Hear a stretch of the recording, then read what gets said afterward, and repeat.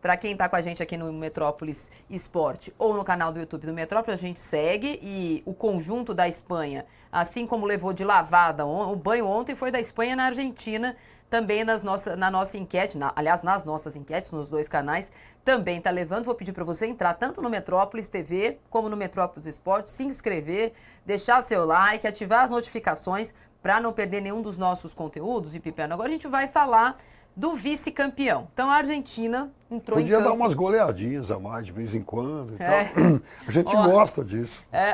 O campeão de vice, Piperno. Pensa uma coisa que não é bom de liderar. Então foi a 4ª vez que a Argentina ficou com o vice-campeonato e se igualou à Alemanha, que já tinha sido vice-campeã em 66, 82, 86 e 2002. Agora a Argentina com os vices de 30, 90, 14 e 2026 também tem 4 medalhas de prata. A Holanda, que nunca foi campeã do mundo, tem 3 vices, o último inclusive para a Espanha em 2010. A França, 2 vices. O Brasil também 2 vices, perdeu em 50 o Maracanazo e em 98 3-0 da França. A Itália, que não participa mais de Copa, já existiu uma Itália em Copa do Mundo para você que é jovem, mas a Itália participava, tem 2 vices. Hungria 2, Tchecoslováquia, que nem existe mais, 2, Suécia 1 e a Croácia 1 vice em 2018. Um time desgastado e sem reação diante de uma Espanha que se impôs com facilidade, ainda que tenha tido dificuldade para marcar. A Argentina, a Espanha tenha tido dificuldade de marcar gols. O campeão de vice, o time comandado por Scaloni, foi derrotado pela Espanha e chegou à 4ª decisão perdida, igualando a dolorida marca da Alemanha, Piper. E tendo aí nesse vice, um vice ainda mais dolorido, que é um vice de vários fins. O fim do sonho do Tetra, o fim do Messi, a despedida do Messi. Será? Acho que sim. Ih, acho que a postura dele era bem de despedida ontem. Já se despediu outras vezes. A despedida do Scaloni, né, que deixou claro que vai cumprir o contrato dele até o final do ano, mas que depois precisa descansar. E a despedida de um grupo, Piperno, principalmente, multicampeão. Essa Argentina que não ganhava nada havia décadas, passou a ganhar Copas Américas, ganhou a tal da finalíssima, chegou a 3 finais de Copa do Mundo em 4 edições. É o fim de um grupo que inclui Otamendi, Tagliafico, Messi, quem mais? Depou, um grupo muito... Molina, Montiel, todos eles jogadores... O Dibu acho que ainda pode fazer mais uma Copa, mas todos eles de uma geração, depois da geração do Maradona, vencedora. Isso é um bom debate, porque eu acho até que essa geração, ela talvez tenha sido até mais vencedora que a geração do Maradona. Né? O Maradona foi campeão do mundo, né, em 86, vice em 90, mas essa geração, ela ganhou 2 edições de Copa América, né? Então ainda teve isso. Olimpíada. Então, essa turma realmente talvez tenha formado aí a geração de ouro do futebol argentino, pensando em Copas do Mundo e grandes competições. Eu ainda acho que por mais que o Messi tenha brilhado, né, especialmente nos 2 últimos mundiais, isso é um outro fato interessante em relação à carreira do Messi em Copas do Mundo. Assim, nas 4 primeiras Copas do Messi, o Messi foi um grande jogador em uma, na Copa de 14. Ele era um menino em 2006, ele terminou a Copa de 10 sem fazer gols e com a Argentina jogando mal, foi vice-campeão do mundo na Copa de 14, ganhou prêmios e tal. E em 18 foi aquela Argentina do fracasso do Sampaoli. Então, o Messi, que deixa a Copa de 2018, já era um jogador de 31 anos, um veterano e tal, que em Copas do Mundo não tinha sido brilhante. De repente aconteceu tudo isso em 22 e agora. Mas eu ainda acho que o maior desempenho individual, o mais decisivo desempenho individual em uma única Copa do Mundo foi do Maradona em 86.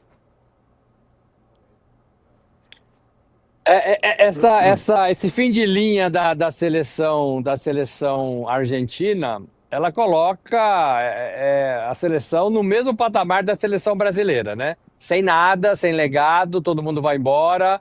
É muito difícil a gente ver a Argentina sem o Messi.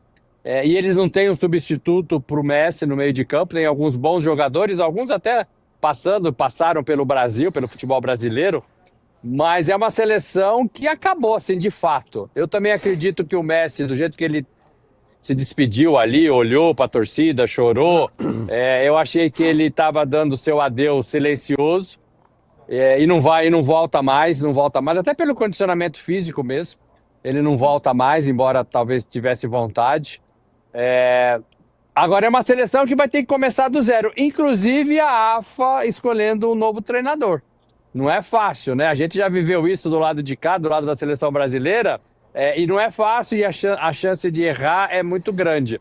E a seleção argentina teve no Scaloni, assim, 80% dos seus problemas resolvidos, porque foi um técnico que já estava no grupo, na comissão técnica, e foi um técnico porque os jogadores se encantaram e fecharam com ele e começou a funcionar tudo assim de uma hora para outra. E ele tem esse dom também, né, de conversar com todos os jogadores. Ele procurou o Messi lá atrás e falou: Messi, estou assumindo, a seleção vai ser assim, assado, posso contar com você? O Messi fez algumas exigências, se for assim mesmo, eu vou, não sei o que tal, e acabou virando que a seleção foi campeã do mundo num ano e chegou à final no outro. Agora é uma seleção que não existe mais. Essa seleção argentina não existe mais. Essa camisa 10 não tem dono, né? Não tem dono. Então a Argentina vai ter que começar a garimpar tudo isso nesse próximo ciclo e vai ser um dos países anfitriões, né? Porque vai fazer um jogo na sua casa nesse centenário da FIFA. É uma Argentina que vai ter que se reinventar, começar do zero. E a gente sabe que não é fácil fazer isso. Os jovens da Argentina, assim como os da seleção brasileira, até estavam, Nico Paz, Almada, Juliano Simeone, mas são jogadores que não foram protagonistas desse time, Pipo.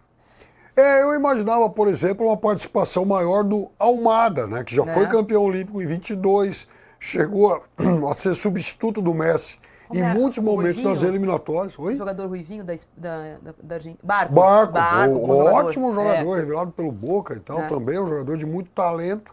É claro que eles estarão, sem dúvida nenhuma, nessas próximas convocações aí de seleção argentina, serão importantes nesse próximo ciclo. Agora, depois de 20 anos, também, enfim, a Argentina vai ter que entender como é que ela vai se virar sem a figura do Messi.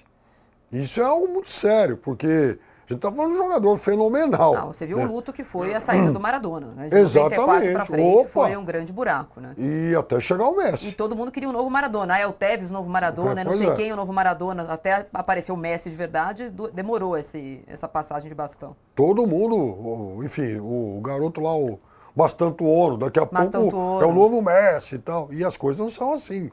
Então, vai ser um ciclo em que a Argentina vai ter que trabalhar mais. Esse ciclo aqui talvez tenha sido mais fácil. O Scaloni pegou o time campeão do mundo de 22 e manteve. Né? Marcaram aí um monte de jogos fáceis, jogaram bem as eliminatórias, o time era muito bom, tinha conjunto, era talentoso. Beleza, só que isso não é para sempre. Agora, eu não sei, a próxima Copa é lá nos Estados Unidos. Acho que o Messi não joga mais pela seleção argentina no curto prazo. Mas vai que em 28, Copa do Mundo, Copa América, no quintal da casa dele e tal. Sabe aquele futebolzinho com os amigos no final de semana? Tipo terceiro e quarto. Então, amigos do Messi.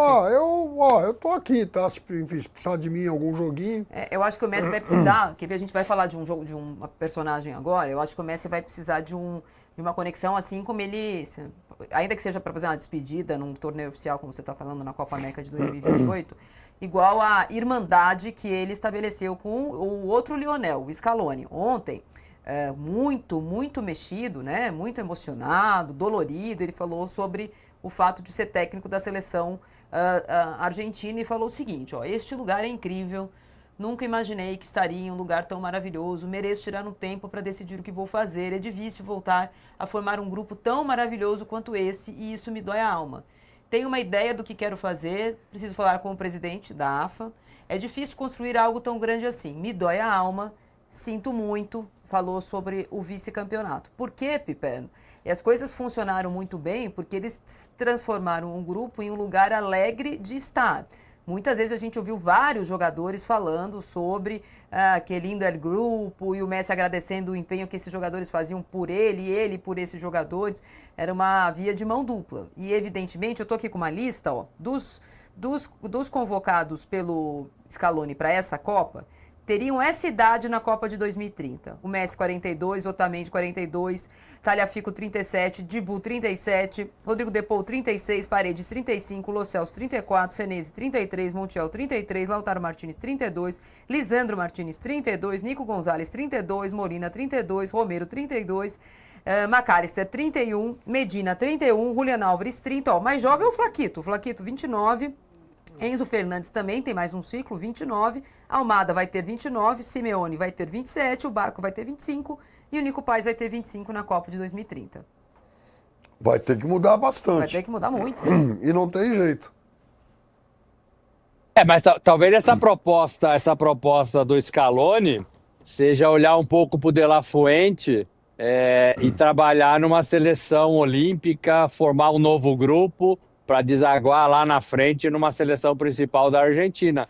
É um desafio grande, é um desafio que talvez esteja nos seus planos, e ele tem o De La Fuente como um grande exemplo para isso, né? Começou lá na Olímpica e fez uma geração. Talvez ele possa fazer isso da mesma forma. Porque ele não disse um tchau, né? Um tchau, AFA. Ele disse que tem um plano, um projeto que quer conversar com a seleção, com presidentes da Associação Argentina de Futebol. Então, isso pode até ser alguma coisa voltada nesse sentido. Mas é muito difícil você formar um grupo vencedor, um grupo que se gosta, um grupo que trabalha um pelo outro. É muito difícil isso. E ele entendeu que ele chegou, que esse grupo chegou ao fim.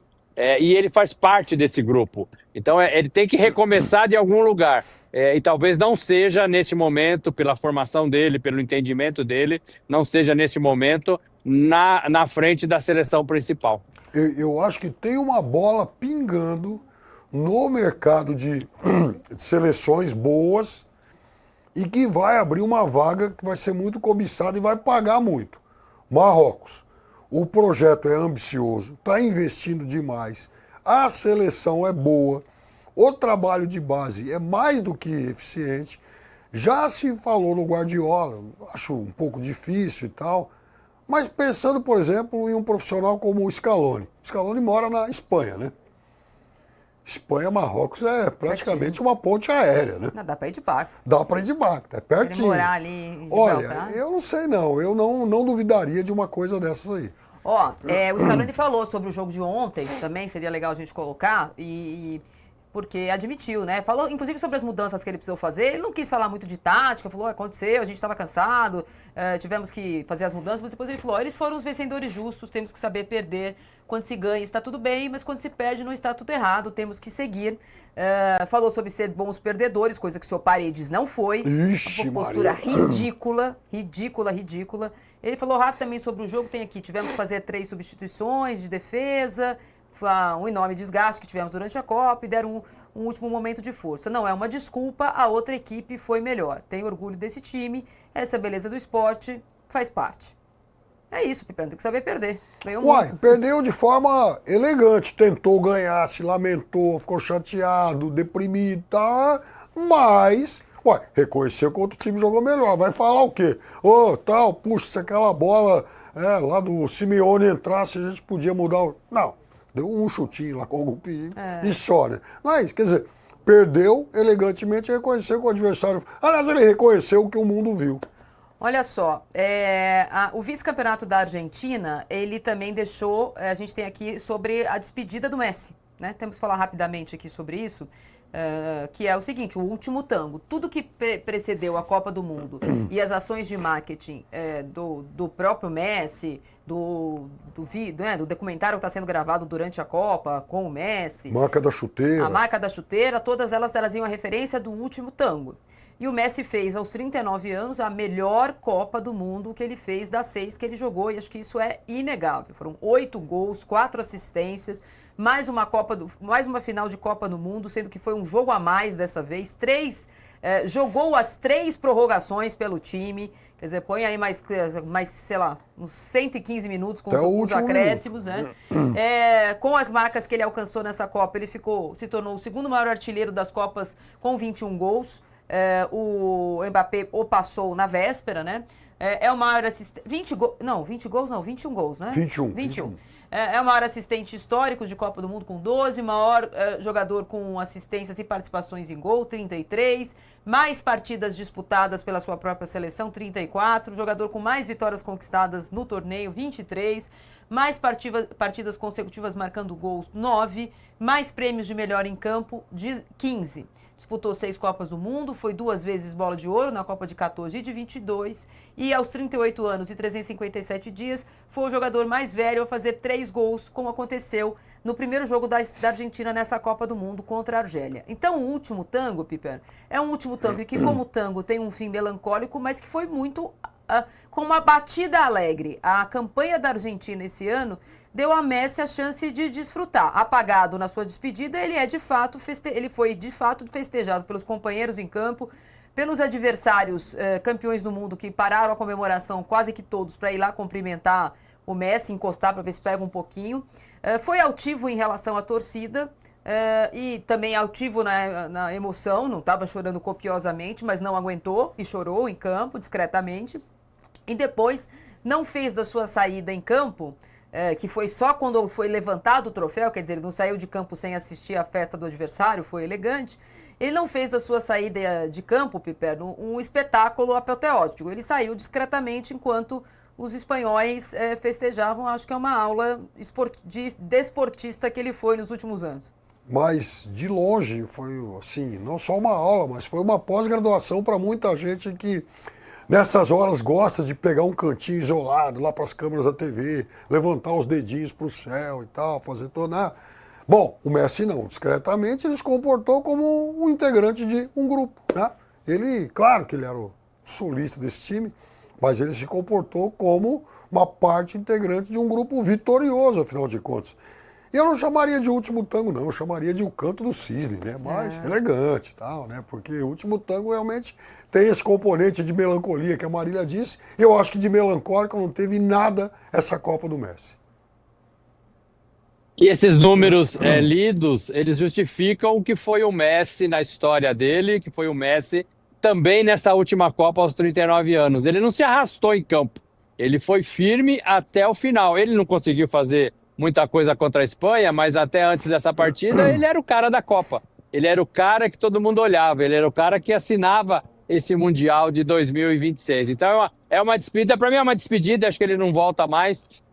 Eu penso que é uma despedida por cima, é uma despedida em grande estilo, é uma despedida que a gente não pode ter como exemplo essa última partida, até pela condição da Espanha, do adversário, mas é um Messi que se entrega, é um Messi que leva multidões para o estádio. A torcida reconheceu muito isso, a torcida ficou ali cantando depois do jogo, festejando, olhando para ele olhando para a torcida ali atrás do gol. Então é uma comunhão que acaba, no meu modo de ver, de uma forma ruim, porque fica em segundo lugar, mas de uma forma bonita, porque é a entrega de um país para um jogador, o reconhecimento de um jogador ao seu torcedor, ao seu time. Então é um fim de linha bacana. A gente tem muitos jogadores do Brasil, voltamos a comparar com o Brasil, que simplesmente desaparecem, né, do cenário, a gente não sabe nem onde está, né? E eu acho que o Messi não, ele fez uma Copa do Mundo digna, e volto a falar, ele poderia ter sido escolhido o melhor jogador dessa Copa.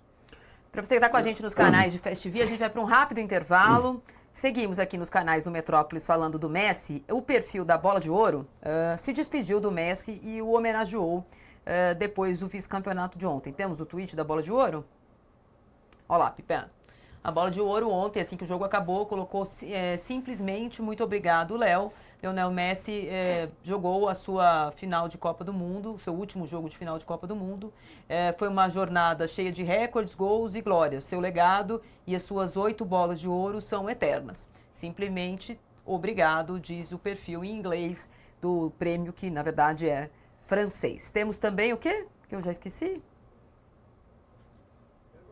Me dá uma cola aqui, Molina. Tweet da seleção da Argentina também sobre o Lionel Messi. Vamos lá.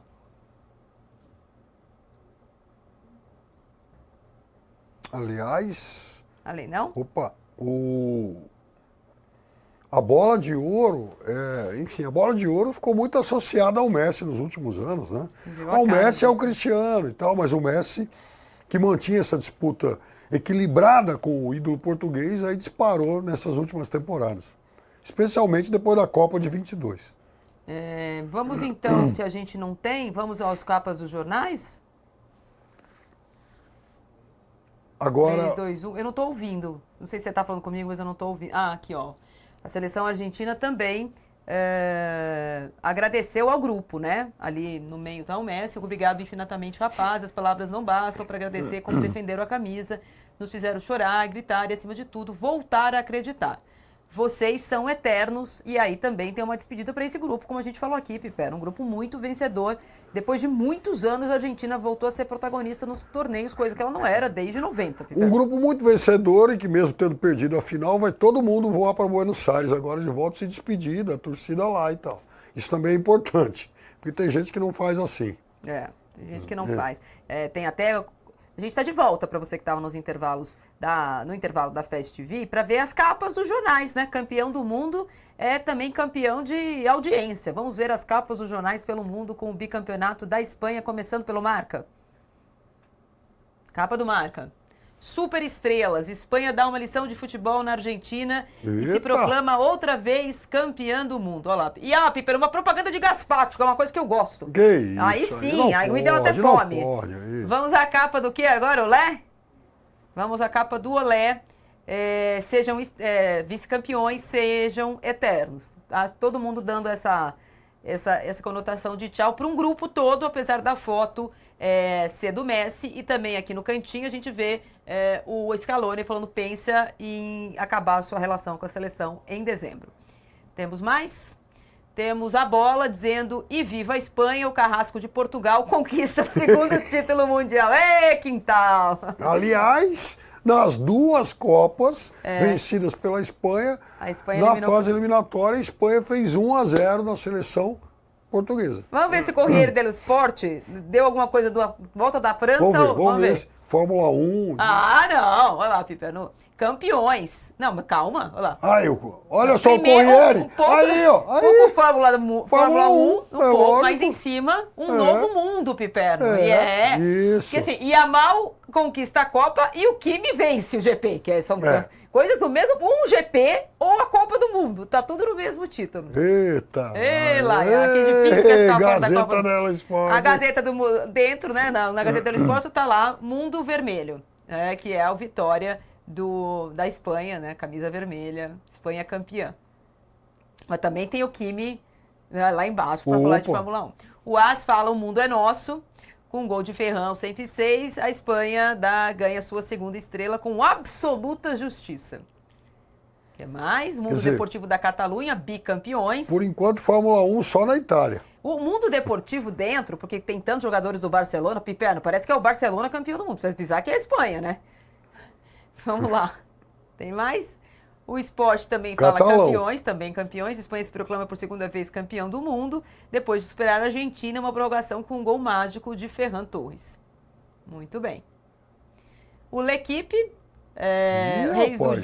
reis do jogo. E aí, depois de... Nesse caso, eles não estão dizendo que eles são os algozes da França, assim como a bola falou. Esquece apenas isso. Colocaram ali como os reis do jogo. O outro... jornal coloca... Eu não fui...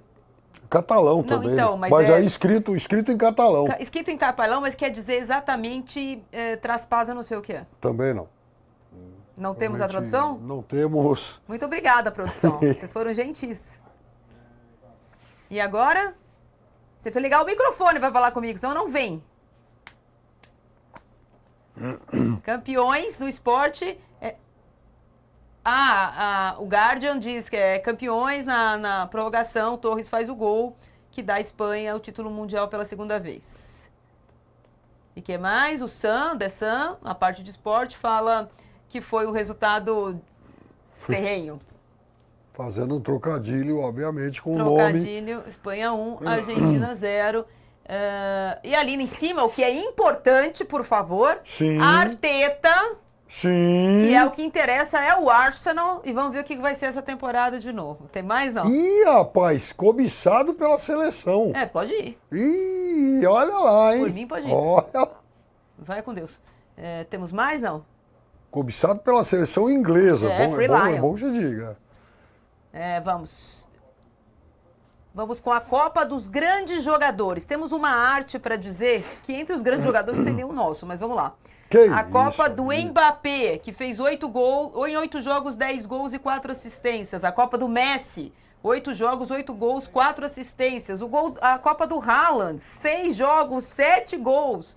A Copa do Kane, 7 jogos, 6 gols e 1 assistência. A Copa do Dembélé, 8 jogos, 6 gols e 1 assistência.